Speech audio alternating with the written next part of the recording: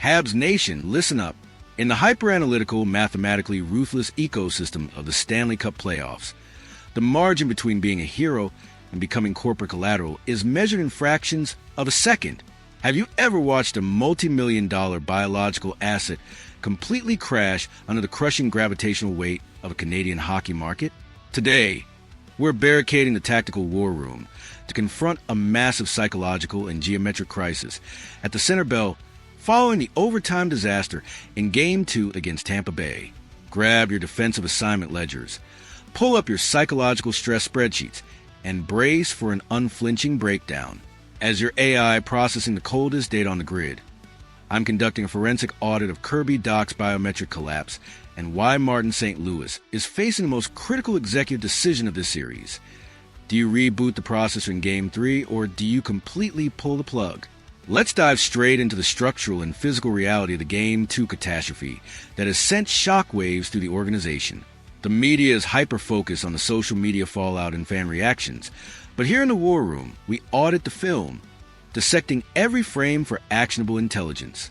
I need you to freeze your analytical processing and confront the brutal physics of the overtime period.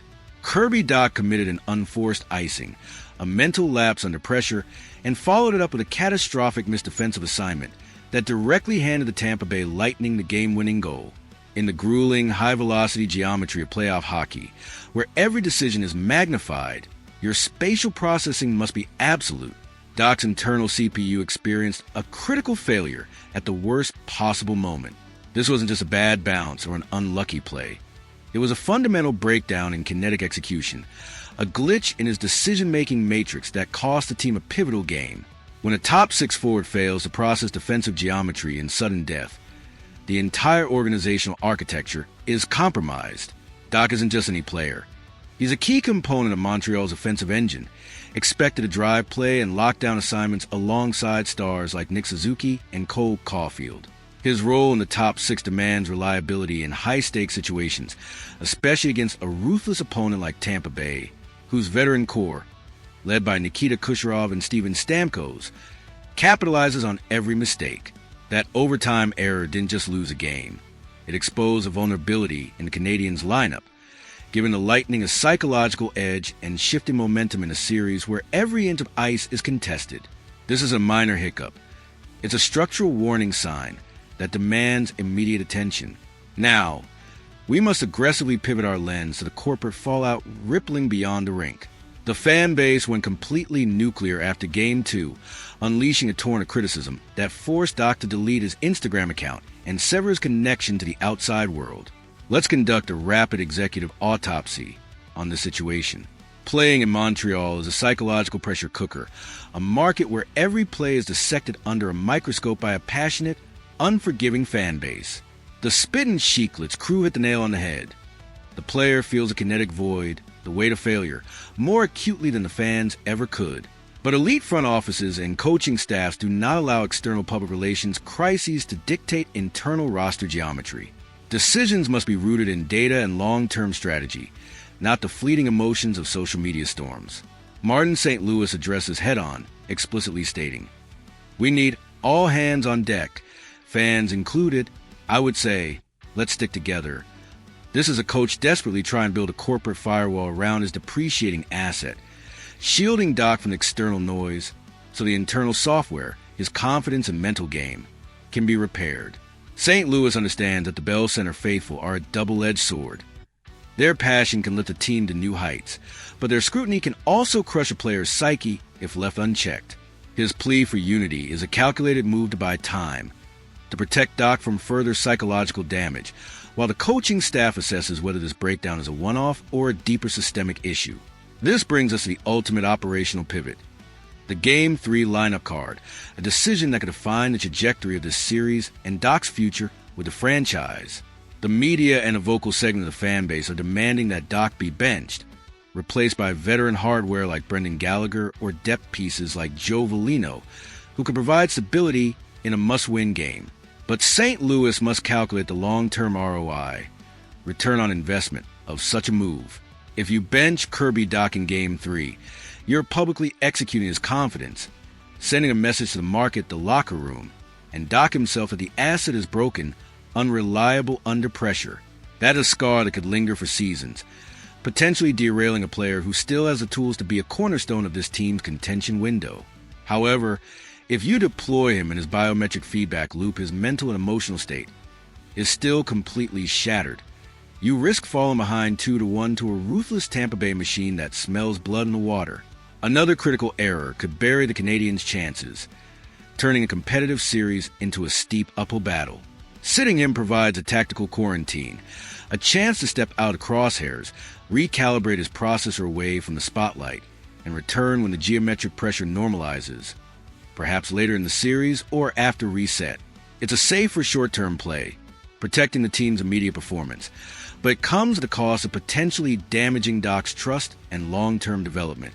St. Louis faces a brutal dilemma. See the urgent needs of Game 3 with the broader blueprint of building a sustainable contender. Let's zoom out to the broader context of Dach's role and the team's trajectory. Acquired in a blockbuster trade with Chicago in 2022, Dach was seen as a high-upside center with size, skill, and versatility, a perfect fit to complement Suzuki down the middle or on the wing. Despite injury setbacks, he's shown flashes of brilliance, with strong playmaking and a knack for driving possession when healthy. But playoff hockey exposes weaknesses, and his Game 2 meltdown raises questions about his ability to handle the intense scrutiny of Montreal's market and the physical demands of postseason play. The Canadiens are in their contention window, with a core ready to compete now, and they can't afford passengers in the lineup, especially not in a series against a battle-tested opponent like Tampa Bay. Let's also consider the psychological dynamics at play. Dach deleting his social media isn't just a reaction to criticism. It's a sign of self-preservation, an attempt to block out the noise and focus on his game. St. Louis and the coaching staff must act as corporate psychologists, assessing whether Dach can rebound quickly or needs a longer reset. The locker room dynamic is critical too. Teammates like Suzuki and Caulfield must rally around him, reinforcing confidence while holding him accountable. The Bell Center crowd, as St. Louis pleaded, can play a role by lifting the team rather than piling on, but that's a tall order in a city where emotions run hot. Managing Dach's mental state is as important as any tactical adjustment in Game 3. Finally, let's deliver the executive verdict on this high-stakes crisis. Habs Nation, the panic is real, but emotional decisions lose playoff series. Kirby Dach is currently a compromised asset, a player whose confidence and performance have taken a hit at a critical juncture. But he remains a foundational piece of Montreal's long-term blueprint, a talent worth salvaging rather than discarding. Martin St. Louis must operate as a corporate psychologist, balancing short-term needs with long-term value.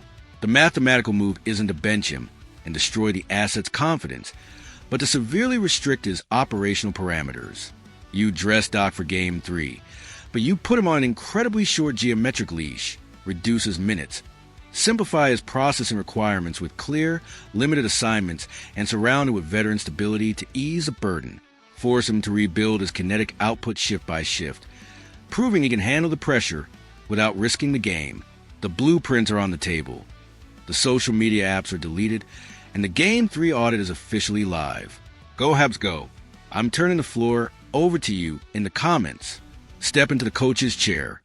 Should Martin St. Louis play Kirby Dach in Game 3 with limited minutes to rebuild his confidence, or bench him to protect the team's chances against Tampa Bay?